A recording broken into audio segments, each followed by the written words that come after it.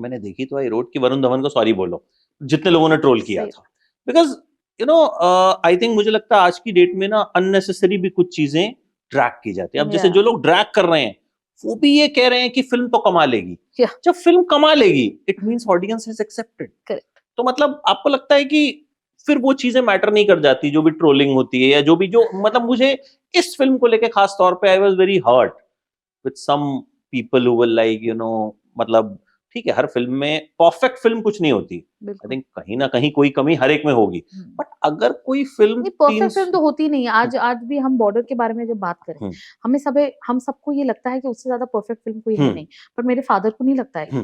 वो आज भी देखते हैं तो उन्हें अभी भी कमियां नजर आ रही हैं फिल्म में। So as a maker also you will never find that you are absolutely happy with anything that is there, and there is always scope for doing better. Trolling बहुत हम मिले भी थे तब उस दौरान, बट ट्रोलिंग हुई, बहुत सारी चीजें हुई। आई think it's a free country, जिसको कहना है वो कह सकते हैं, बट अफेक्ट नहीं होना है, बिकॉज हमें पता है हमने क्या बनाई है, हमने किस नियत से बनाई है, एक्टरों ने किस नियत से काम किया है, कितने सीरियसली उन्होंने ये रिस्पॉन्सिबिलिटी को जिया कि वो एक पीबीसी या एमबीसी की लाइफ डिपिक्ट कर रहे हैं, उनके शूज में चल रहे हैं। तो for them it was also such a big responsibility. तो वी न्यू कि हम इतना भी गलत, अगर नियत सही हो तो आप जा नहीं सकते।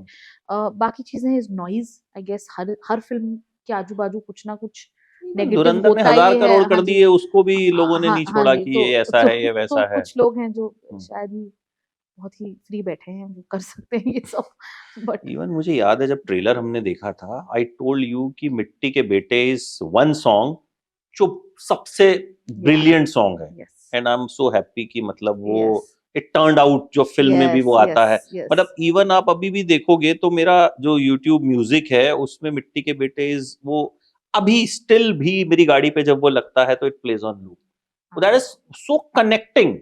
मतलब और आई थिंक मुझे लगता है कि वो शायद संदेश से और दूसरे गानों से भी ऊपर उठ गया। बिल्कुल I don't know the performance, मुझे मतलब मैं उसमें नहीं, एनालिटिक्स मुझे नहीं पता है, बट लोगों ने बहुत जो ज्यादा इमोशन है, absolutely. I mean what Manoj ji has written is something, I mean we can only dream of. For me specially it's a dream, it was a dream that हम लोग, बिकॉज ये जो लास्ट गाना है इस फिल्म का, इसकी भी एक अपनी लेगेसी है, क्योंकि मेरे लिए, क्योंकि जैसे पापा ने हमेशा हर फिल्म में, पहली बात तो जब उन्होंने पहली बार एक एंटी वॉर सॉन्ग आप कह सकते हैं जो बॉर्डर के एंड में था, विच इज मेरे दुश्मन मेरे भाई, वो that was a national award winning song, the way Javed साहब wrote it and the emotion of that song, and then I did not have a feel के इससे बढ़कर कोई गाना end of a war film आ सकता है जो आपको वो इमोशन क्रिएट करके दे।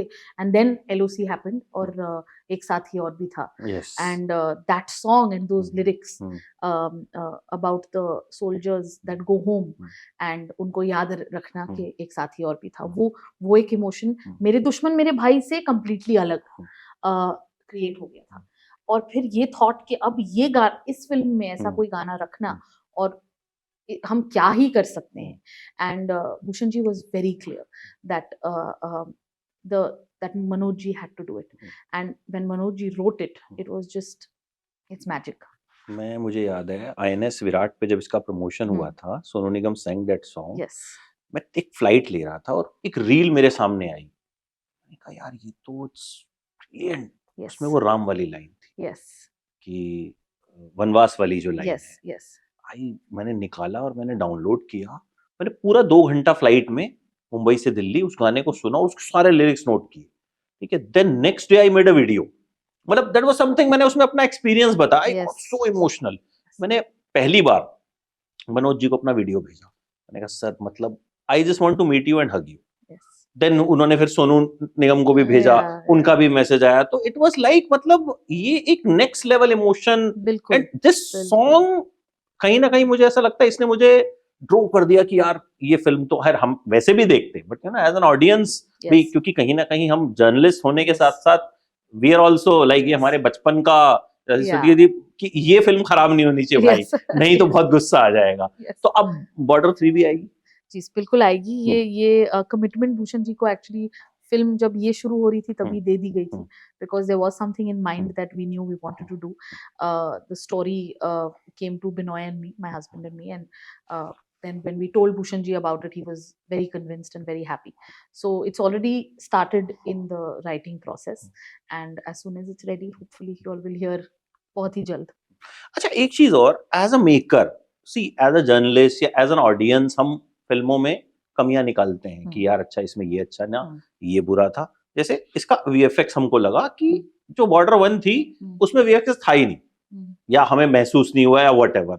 एज अ मेकर क्या चैलेंज होता है, क्योंकि taking permissions to shoot, I think it's not an easy task. No, it's not an easy task. तो मैं वही आपसे जानना चाहता हूँ कि मुझे लगता है कि आप लोगों को लगता है कि यार वीएफएक्स में जितना पैसा लगता है उसमें तो मेकर जाके शूट भी कर सकता है. वो चैलेंज क्या होता है आपके लिए? जो ये क्वेश्चन के दो पार्ट्स हैं. yes.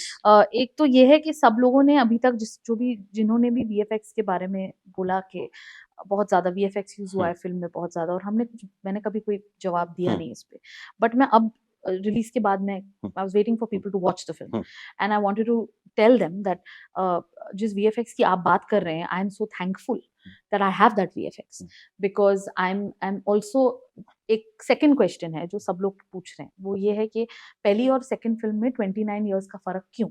I am so thankful कि ये फर्क आया, बिकॉज पापा को अगर ये कहानी डिपिक्ट करनी होती जो नेवी पार्ट है 97 में, वो कर नहीं पाते क्योंकि उनके पास VFX था नहीं. yes. So today I have been able to pull off this film because of the technology that is also available to me. पापा ने जो फिल्म बनाई वो सिर्फ एक आर्मी बेस्ड फिल्म थी. मेरी जितनी आर्मी का पोर्शन है वो तो रियल टाइम है शूट, उसमें तो VFX है नहीं. yes. So the only part of this film that is VFX is where one, as makers, we cannot physically go and blow up a ship or blow up an aircraft in the air. That is something that where we need technology. We need the technology to tell stories जो हमारे शहीद हैं